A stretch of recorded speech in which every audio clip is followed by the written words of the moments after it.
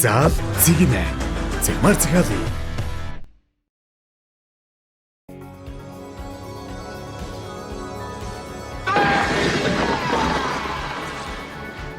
Совсем неплохо.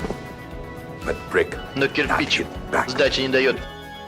Боевик золонтой кино хүүхэд насндаа анх үзэж байхдаа солирох шахан байсан үе саяхан. Ван Дам, Арнольд, Сталлоне хэн нийлвэ гэж бүгд маргалдаж нэг кинонд тоглоосоо гэж бид бүхэн хүсдэг байсан биз.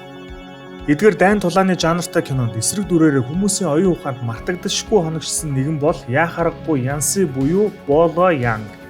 Энэхүү видеогоор түүний намтрыг өгүүлэхийн сацуу хүүхэд насаа эргэн нэг дурсаж санацгаая. Янси 1946 онд Хятадын нэгэн муж болох Гуандуд төржээ.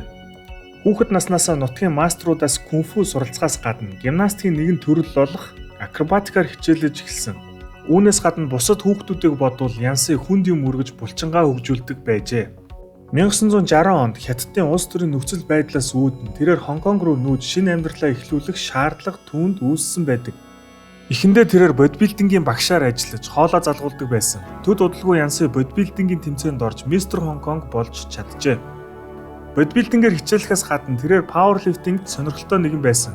Түүний хүчний үзүүлэлтүүд янз бүрийн их сурвалжаас авч үзвэл штангтаас бол 300 гаран, үндсэн таталт муу айдал 300-аас илүү, харин хэвтэй шахалт 230 кг гэсэн байна. Тэрээр анх Винстон тамхины рекламны пробонд орох үеэрээ Брюс Литэй танилцжээ. Ингээд 1973 онд Брюс Ли Янцыг өөрийн кино болох Enter the Dragon кинонд тоглохыг өрсөн байдаг. Брюс Ли Янси хоёр кино зураг авалтын үеэр нэлээд дотносож хамтдаа бэлтгэл хүртэл хийж кунфугийн талаар ярилцдаг байв. Тэрхүү кинонд Янси Брюс Ли хоёр хоорондоо тулалддаггүй. Янси үүндээ нэлээд сэтгэл дундуур байгаагаа илэрхийлэхэд Брюс Ли түүнд үхлийн тоглоом кинон дээр тулалдаж түүнийг ална гэж амлажээ. Харамсалтай нь тэрхүү кино хийгдэж дуусмагц Брюс Ли нас барсан. Янси ярихдаа Брюс Литэй тоглосон кино түүний хувьд хамгийн чухал дүр байсан бөгөөд тэрээр киноныхаа баатрын нэрийг аван бидний таньдаг Боло Янг болсон билээ. Надаас Брюс Лиг ямар хүн байсан бэ гэж их асуудаг. Тэр маш онцгой эр бусын бодолтой хүн байсан. Тэр өөртөөгөө хамт ажилладаг хүмүүстэй маш ийдэг харьцдаг байсан. Тэр мэрстэй сундаг байсан ч найзуудтайгаа шороотой гудамд суугаад хөзөр тоглох нэгэн. Түүний тоглосон киноны дүрүүд хүчтэй мөртлөө энгийн хүмүүс байсан.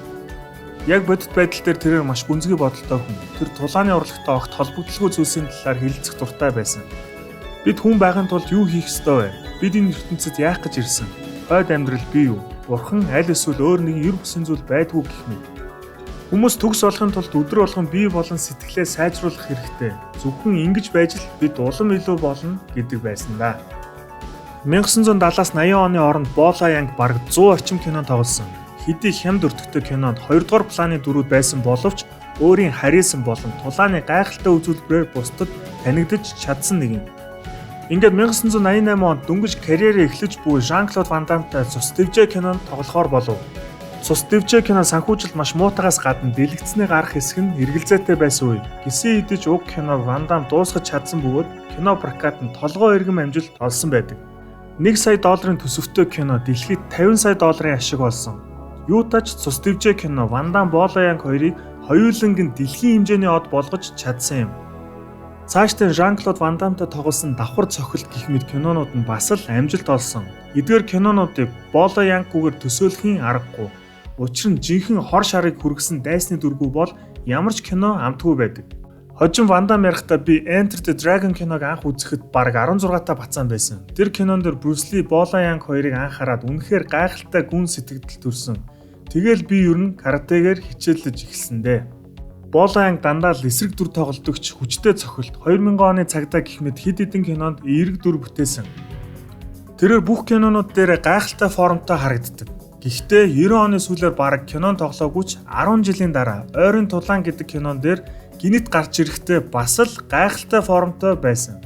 Та бүхэн боддоо тэрхүү кинон тоглох үед Боло Янг бараг 61 настай байсан.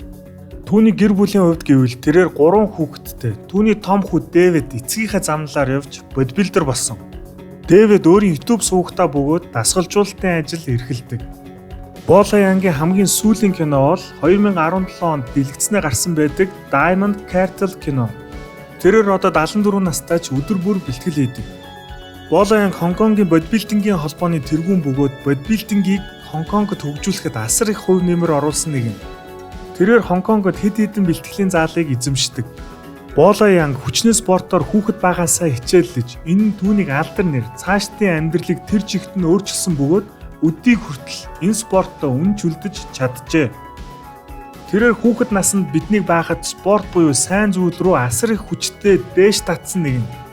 Ямар ч тач түүний тоглосон кинонууд бидний тархинд маш хүчтэй дурсамж олон үлджээ.